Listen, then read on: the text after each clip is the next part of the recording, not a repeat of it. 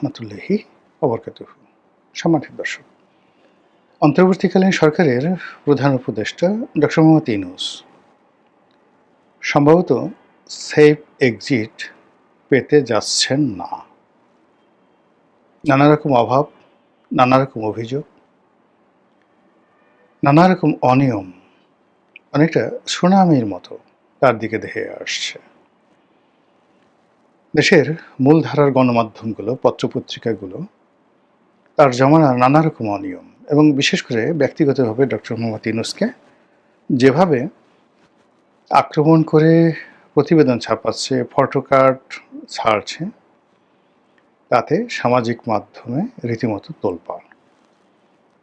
Doctor ইউনূসকে নিয়ে যে কোনো একটা গালি দিলে, যে কোনো একটা নেতিবাচক কথা বললে মুহূর্তের মধ্যে সেটা ভাইরাল হয়ে যায়। তিনি ওই জমানাতে কি করেছেন, কত টাকা সুবিধা নিয়েছেন, রাষ্ট্রের কত টাকা ক্ষয়ক্ষতি করেছেন ইত্যাদি নানা বিষয়ে, সেটা সরকার দলীয় কোনো মন্ত্রী এমপি বলুন, কোনো সাংবাদিক বলুন বা অন্য যে কোনো ব্যক্তি বলুন, সঙ্গে সঙ্গে সেটি ভাইরাল হয়ে যাচ্ছে।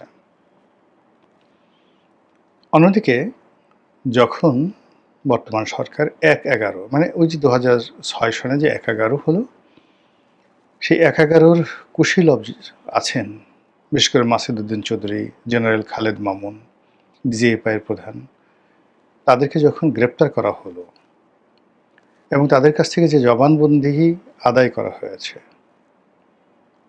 এরপর সব মহল থেকে বলা হচ্ছে যে এরা তো জাস্ট ইনস্ট্রুমেন্ট, হাতিয়ার।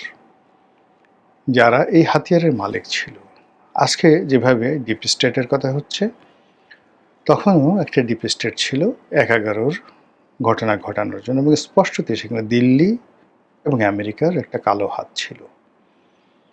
দিল্লি এবং আমেরিকার গ্রিন সিগন্যাল ছাড়া বাংলাদেশের তৎকালীন সেনাপ্রধান মঈন আহমেদের পক্ষে কখনো কোনো অবস্থাতেই বিএনপির মতো একটা বৃহৎ দলের সঙ্গে চোখ উল্টানো সম্ভব ছিল না।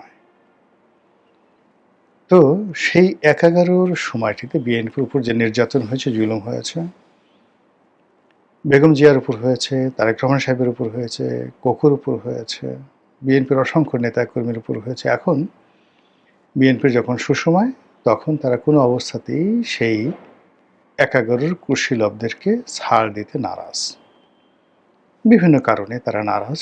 প্রথমত হয় কি, যে মার খায় সে বুঝে এটার বেদনা কত। ধরুন আপনাকে কেউ গাল ফাটিয়ে দিল, আপনার পিঠের উপর বেদমভাবে বেত মারা হলো, সেটা আপনার শিক্ষক, পিতামাতা বা অন্য যে কেউ হোক, আপনি কিন্তু কখনো ভুলতে পারবেন না। মৃত্যু পর্যন্ত আপনাকে সেই বেদনা তাড়া করবে। বিশেষত যখন অপমানজনকভাবে আপনাকে বন্দি করে, শৃঙ্খলাবদ্ধ করে আপনাকে বেদম প্রহার করা হবে, কিল, ঘুষি, চড়, থাপ্পড়, লাথি, গুতা আপনাকে ফেলে পাড়ানো হলো, পাবলিকলি গণপিটুনি দেওয়া হলো। আপনার মধ্যে যদি ন্যূনতম জিদ থাকে, আপনি প্রতিজ্ঞা করবেন যে বাঁচি মরি পরের কথা, যদি কোনোদিন সুযোগ পাই, আমাকে যে অপমান করেছে, আমাকে যে কষ্ট দিয়েছে, আমি তাদেরকে ছাড়ব না। এটা হলো মানুষের একটা স্বাভাবিক চরিত্র।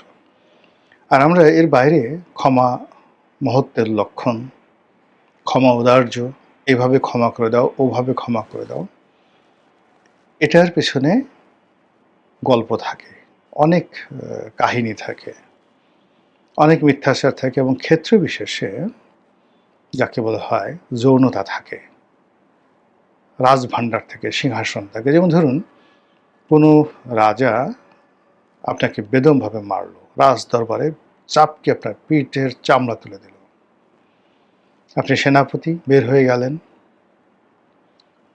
অভিযোগ ছিল আপনি রাজার মেয়ের সঙ্গে প্রেম করেন। তো আপনি জঙ্গলে চলে গেলেন সঙ্গী সাথী নিয়ে, শক্তি সামর্থ্য অর্জন করে, গেরিলা যুদ্ধ করে সে রাজ্য দখল করে ফেললেন। কিন্তু রাজ্য দখল করার পরে আপনার প্রেমিকা, সেই প্রেমিকা আপনার কাছে ছুটে এলো, ওগো দোহাই তোমার, তুমি আমার বাবাকে মেরো না, আজ আমি তোমার। আপনি বিয়ে করলেন, সিংহাসনে বসলেন, শ্বশুর মহাশয়কে ক্ষমা করে দিলেন। এর সঙ্গে যৌনতা থাকে, আরও অনেক কিছু থাকে, কিন্তু কোনো রকম কনসিডারেশন নাই, বিনিময় নেই, আর সঙ্গে সঙ্গে আপনি সেটা ক্ষমা করে দেবেন, এটা হয় না। তো তারেক রহমান সাহেব যাদের দ্বারা ক্ষতিগ্রস্ত হয়েছেন তাদের দ্বারা তার কোনো কনসিডারেশন হয়নি, তাদের দ্বারা ক্ষতিপূরণ পাননি, তাদের দ্বারা কোনো অবস্থাতেই তার ভোগ বিলাস বা অন্য কোনো জায়গাতে তার খুননিবৃত্তি হয়নি। তো কাজেই তাদেরকে তিনি ক্ষমা করবেন না। এবং তিনি যে লোকদেরকে গ্রেপ্তার করছেন তার ফলে ক্রমশই তালিকা দীর্ঘ থেকে দীর্ঘতর হচ্ছে, কারা কারা এই ১১ সাথে জড়িত আছে। এবং সবার শীর্ষে চলে যাচ্ছে মতিউর রহমানের নাম প্রথম আলো সম্পাদক, মাহফুজ আনামের নাম ডেইলি স্টারের সম্পাদক, গ্রামীণ ব্যাংকের ডক্টর মোহাম্মদ ইউনূসের নাম চলে আসছে, ব্রিগেডিয়ার সাখাওয়াতের নাম চলে আসছে, আরও অনেকের নাম যারা এই মুহূর্তে বাংলাদেশে আছে। ফলে কি হলো, আতঙ্ক বাড়ছে, ডে বাই ডে আতঙ্ক বাড়ছে।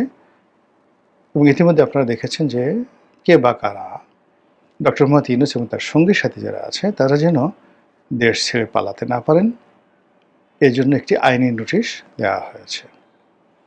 এই নোটিশে সরকার হয়তো উত্তর দেবেন না বা কিছুই মনে করবে না, কিন্তু এটা এমনভাবে প্রচারিত হচ্ছে যেন জনগণ চাচ্ছে যে ডক্টর মোহাম্মদ ইউনূস এবং তার উপদেষ্টা মণ্ডলী তারা যেন দেশের বাইরে যেতে না পারেন। কিন্তু ইতিমধ্যে আমরা জানি যে বেশ কয়েকজন উপদেষ্টা দেশ ত্যাগ করেছেন, অনেকে গা ঢাকা দিয়েছেন, ঢাকা শহরে এমনভাবে আছেন যে তারা কি জীবিত না মৃত, তারা কি পলাতক, তারা কি গুপ্ত না সুপ্ত, কি অবস্থায় আছেন আমরা জানি না।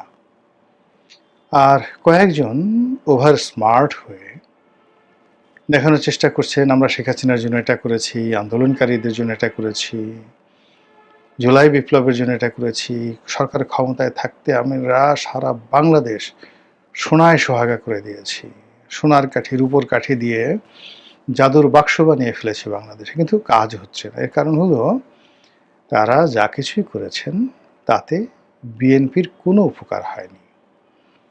বিএনপির উপকার হয়েছে খলিলুর রহমান সাহেবকে দিয়ে, বিএনপি নিয়ে নিয়েছে। বিএনপির উপকার হয়েছে যাকে দ্বারা ডক্টর মোহাম্মদ ইউনূসের কাছাকাছি, তাদের সবাইকে বিএনপি রিহ্যাবিলিট করেছে। আর যে সমস্ত লোক চিৎকার করছেন, চেঁচামেচি করছেন, বিভিন্ন কথাবার্তা বলছেন, তাদের দ্বারা যদি বিএনপি অপমানিত হয়ে থাকেন, ক্ষতিগ্রস্ত হয়ে থাকেন, অথবা বিএনপির কোন স্তরের নেতাকর্মীদের সাথে যখন তাদের সুসময় ছিল তখন যদি তাদের কোনো ভালো সংযোগ না থাকে, প্রত্যেকটা লোক ডলা খাবেন, একেবারে পাটা দিয়ে পুতা দিয়ে যেভাবে ডলা দেওয়া হয় ওই ডলা খাবেন। আমাদের দেশে যাওয়া হয়, ক্ষমতায় যাওয়ার সঙ্গে সঙ্গে মানুষ চোখ উল্টায় ফেলে। দীর্ঘদিন আপনার সাথে সম্পর্ক, আপনার বাসায় আসে, আপনার কাছে টাকা নেয়, পয়সা নেয়, আপনার দালালি করে, এরকম একজন লোক, রাস্তার মানুষ, হঠাৎ করে দেখা গেল মন্ত্রী হয়ে গেছেন, এমপি হয়ে গেছেন, তারপর ভাবটা এরকম আপনাকে যে চেনেন এরকম তাদের কোনো লক্ষণ না। তো উপদেষ্টাদের মধ্যে অনেকে একটা সময় বিএনপির পিছিয়ে পিছিয়ে ঘুরঘুর করতো, বিএনপির অফিসে একটা দাওয়াত পাওয়ার জন্য, বিএনপির একজন নেতার সঙ্গে একটু ভালো সম্পর্ক স্থাপন করার জন্য তাদের কত রকম চেষ্টা তদবির ছিল। আর যেই মুহূর্তে তারা ক্ষমতা পেল, মুহূর্তের মধ্যে আমি কার খালুরে, আমি কার মামুরে, আমি এটা হয়ে গেছি, আমি ওটা হয়ে গেছি। অনেক বড় বড় মানুষ তাদের উপদেষ্টা যারা হয়েছিলেন তাদের আত্মীয় স্বজন, বন্ধু বান্ধব তাদের অফিসে গিয়ে তাদের দ্বারা অপমানিত হয়েছেন, লাঞ্ছিত হয়েছেন এবং অনেকে